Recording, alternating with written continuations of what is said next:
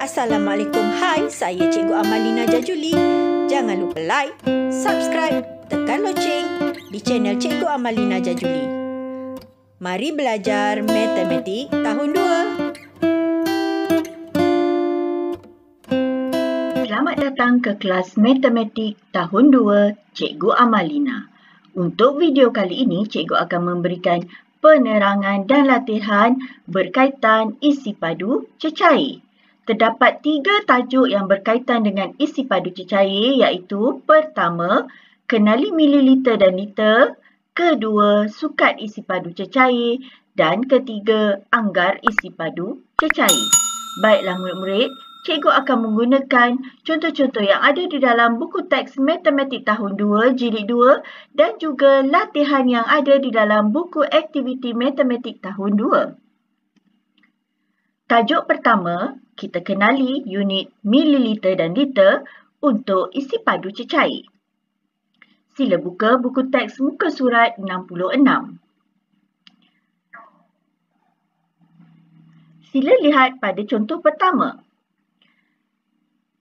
Budak lelaki ini memegang sekotak susu segar. Isi padu susu ini 1 liter. Budak perempuan ini pula memegang sebotol jus oren. Isi padu jus oren ini 350 mililiter.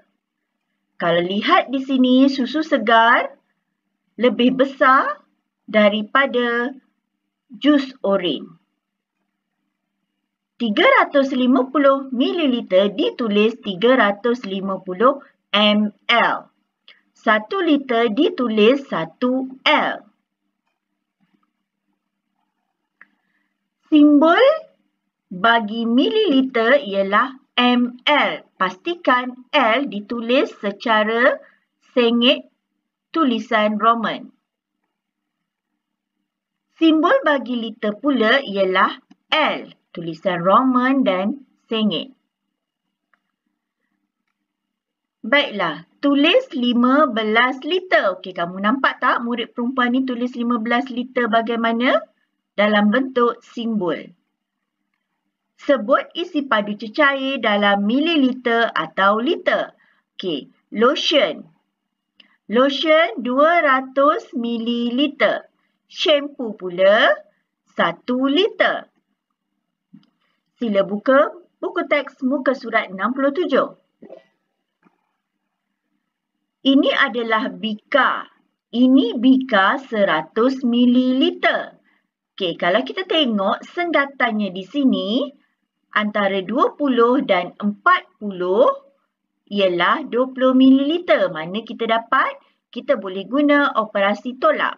40 tolak 20, 20 mililiter. Jadi senggatan dia ialah 20 mililiter. Okey, lihat pada bika B. Bika B ialah bika 250 mililiter. Okey, kenapa yang ini 250 mililiter? Sebab dia boleh menyukat isi padu air pada tahap maksimum 250 mililiter sahaja. Manakala yang tadi, bika 100 mililiter, dia boleh menyukat isi padu cecair sehingga 100 mililiter sahaja. Baiklah, bagaimana kita nak tahu setiap senggatan bagi bika ini? Okey, kita lihat pada nombor yang pertama ini, 50. Jadi, setiap senggatan 50 mililiter. Itu cara pertama. Cara kedua, kita boleh guna operasi tolak. Ambil mana-mana senggatan. Okey, macam ni cikgu ambil senggatan 200 dan 150. Cikgu tolakkan dan dapat 50. Jadi, di sini setiap senggatan 50 mililiter. Baiklah, lihat pula pada C. Ini adalah silinder penyukat. Silinder penyukat ini boleh menyukat sehingga 100 mililiter cecair. Okey, di sini kita boleh lihat setiap senggatan ialah 10 ml. Okey, lihat pula pada D. Ini silinder penyukat 1 liter. Di sini dia tulis mililiter dan boleh menyukat 1000 mililiter. 1000 ml bersamaan 1 liter. Baiklah, bagaimana kita nak lihat senggatan dia? Pertama, kita tengok nombor yang paling bawah ini 100. Jadi, setiap senggatan 100 ml. Cara kedua, kita boleh guna operasi tolak. Cikgu ambil contoh senggatan antara 600 hingga 700. Jadi, 700 tolak 600 sama dengan 100. Jadi, setiap senggatan 100 ml. Okey, kita cuba jawab soalan ini. Nyatakan isi padu yang sesuai. Mililiter atau liter. Kita perlu tulis dalam simbol. Cawan kopi ini 150 ml. Okey, kerana cawan tu kecil. Jadi dia boleh menampung isi padu yang kecil. Jadi unit untuk isi padu yang kecil ialah mililiter. B. Tong air. Okey, 10 liter. Okey, kerana tong ini besar. Jadi dia boleh menampung isi padu yang banyak. Okey, nombor 2. Tulis simbol bagi unit isi padu di bawah. A. 200 ml ditulis 200 ml. 600 ml ditulis 600 ml. 4 liter ditulis 4 L. 9 liter ditulis 9 L. Okey, mari kita cuba jawab buku aktiviti muka surat 132. Aktiviti 1, soalan nombor 1, tulis semula isi padu dalam mililiter atau liter. Okey, segelas air jus 380 ml ditulis sebagai 380 ml. Air vitagen 125 ml ditulis sebagai 125 ml. Baldi air 3 liter ditulis sebagai 3L. Tong minyak 5 liter ditulis sebagai 5L. Okey, soalan nombor 2. Tandakan right bekas yang isi padunya dalam mililiter. Okey, kalau mililiter mestilah bekas yang kecil. Okey, A minyak masak. Adakah ianya menggunakan mililiter? Minyak masak tu yang besar ya, botol yang besar. Jadi tidak, dia menggunakan liter. Okey, B ni pewarna makanan. Okey, pewarna makanan kecil kan? Okey. Dia dalam apa? Mestilah dalam mililiter. Okey, jadi tandakan right. C, botol air. Botol air mineral. Tidak, dia bukan dalam mililiter sebab dia besar. D, botol kecil ini dia adalah dalam mililiter. E sabun pencuci pinggan. Okey, cuba kamu tengok sabun pencuci pinggan di rumah kamu. Adakah ini dalam liter ataupun mililiter? Ada ditulis dekat situ. Kamu boleh tengok. Okey, macam di rumah cikgu, ianya isi padu untuk pencuci pinggan mangkuk ialah 780 ml. Jadi unitnya dalam mililiter. Okey, F. F botol sekecil itu lebih kecil daripada pencuci pinggan mangkuk. Sabun pencuci pinggan mangkuk. Jadi ianya juga dalam mililiter. Okey, seterusnya padankan unit yang sesuai. Okey, botol kecil ni. Dia sesuai dengan isi padu mililiter. Okey, B, akuarium. Dalam akuarium ada air kan? Okey, dia mesti menggunakan air yang banyak sebab akuarium tu besar. Jadi, dia dalam liter. C, bekas air. Bekas air. Tong dia besar. Pernah tengok tong dia kan? Okey, tongnya besar. Jadi, dalam liter. Okey, D, mug. Kecil saja. Jadi, dalam mililiter. Okey, baiklah murid-murid. Untuk tajuk kedua, kita akan belajar sukat isi padu cecair. Okey, sila buka buku teks muka surat 68. Lihat pada contoh 1.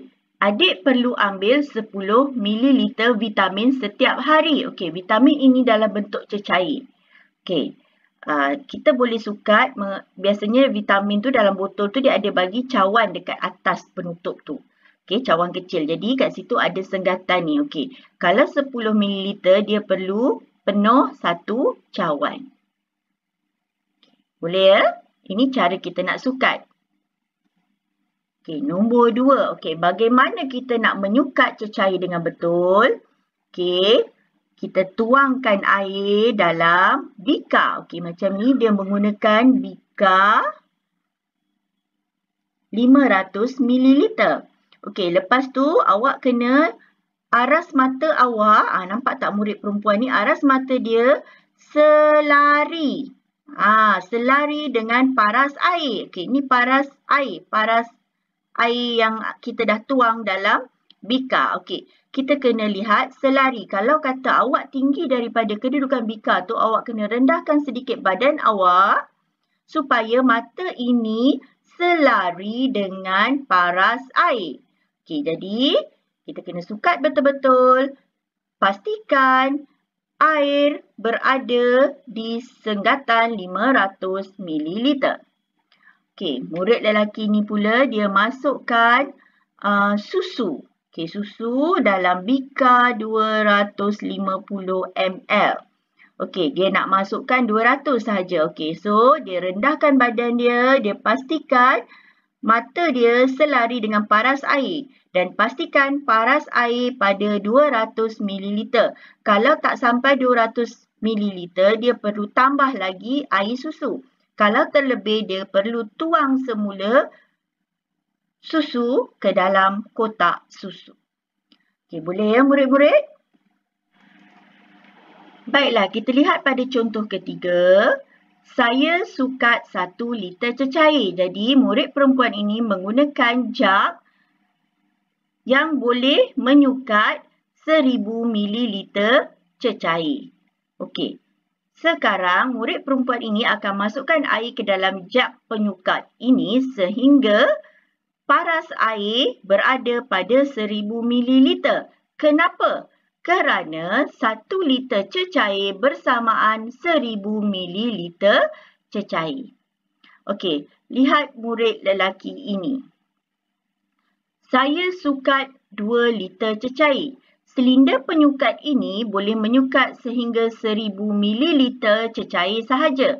Dia nak sukat 2 liter. Jadi dia menggunakan 2 silinder penyukat untuk menyukat 2 liter cecair. 1 silinder penyukat dia akan masukkan air sehingga 1000 ml.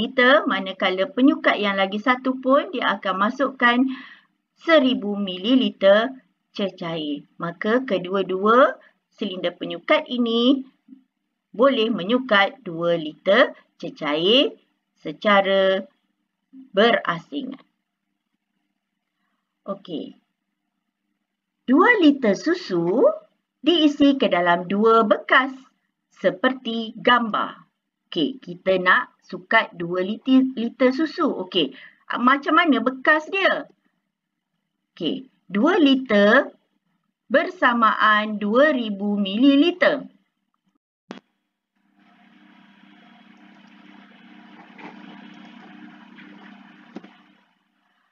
Okey, baiklah. 2 liter susu diisi ke dalam 2 bekas seperti gambar. Berapakah isi padu susu di dalam setiap bekas? Okey, berapa liter susu? 2 liter susu. Okey, kita kena tahu 2 liter bersamaan 2000 ml. Sama macam contoh yang tadi ni kan. Okey, jadi dia akan beri 2 bekas yang berasingan. Okey, nampak tak?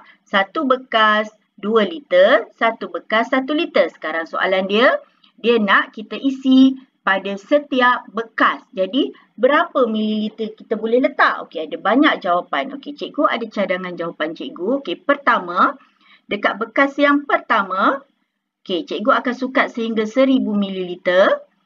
Okey, nampak tak paras air berwarna hijau? Dan bekas kedua, cikgu juga akan sukat sehingga 1000 ml.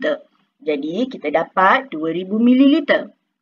Cadangan jawapan kedua, cikgu sukat 1250 ml pada bekas pertama dan bakinya 750 ml pada bekas kedua. Okey, lihat pada paras air berwarna ungu.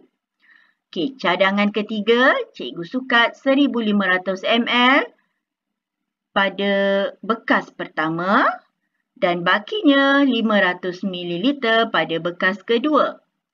Dan cadangan jawapan keempat, cikgu akan sukat 1750 ml dan bakinya pada bekas kedua 250 ml. Boleh lihat paras air berwarna biru. Okey, kenapa tak cikgu sukat 2000 ml pada bekas pertama? Habis cerita kan? Sebab kita memang nak 2000 ml. Okey, lihat pada soalan semula. Berapakah isi padu susu di dalam setiap bekas? Dia nak setiap bekas. Jadi kita kena gunakan kedua-dua bekas itu. Okey, boleh ya murid-murid? Okey, kita cuba jawab soalan ini. A. Okey. Berapakah isi padu cecair dalam bekas? Okey, kita lihat pada bekas A. Okey, A, kita kena tengok. Okey, itu paras air dia. Okey, jadi berapa? 80 ml. Okey, B. B, paras air dia pada 700. Okey, dia menggunakan mililiter. Jadi, 700 mililiter. C. C paras air dia 2000 ml. Okey, kita tahu 2000 ml ialah 2 liter. Okey, mari kita buat latihan dalam buku aktiviti muka surat 133. Okey, kita sukat isi padu. Aktiviti 1, tulis isi padu cecair dalam mililiter atau liter. Okey, A. A, okey, kalau kita tengok dia punya paras air dia dekat situ, bukan yang atas kalau tengok gambar ini dia dalam cawan. Dia buat lengkungan air kat sini. Okey, jadi kita kena baca yang paras yang kat bawah ni bukan atas. Okey. Okey, jadi paras dia ialah dalam unit mililiter. Jadi ada 10 mililiter ubat. Okey, B. B kopi. Okey, berapa? Paras air 200 menggunakan unit mililiter, jadi 200 mililiter kopi. Okey, C. Paras air 500 unit mililiter, jadi 500 mililiter susu. D. 10 unit liter, jadi 10 liter air. E. Paras air pada 30 menggunakan unit liter, jadi 30 liter jus apple. Okey, nombor 2. Tandakan paras air, warnakan isi padu air. Okey, ada dua kehendak ya. Mula-mula kita kena tandakan dahulu paras isi padu air. A, 60 ml, jadi paras air dia pada 60. B, 300 ml, jadi paras air dia ialah pada 300.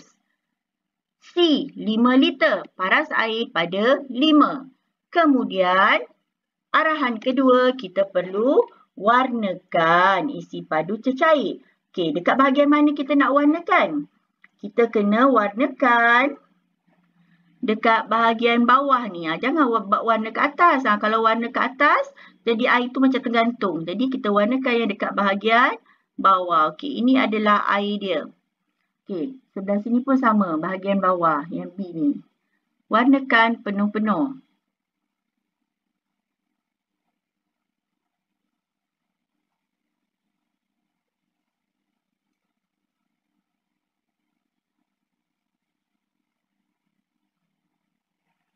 Okey, C 5 liter. Warnakan pada bawah paras air.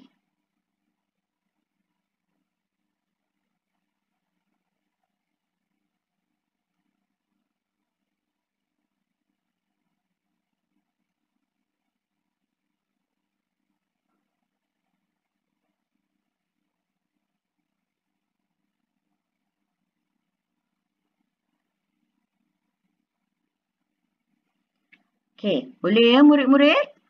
Okey. Baiklah, kita pergi pada tajuk ketiga iaitu anggar isi padu cecair.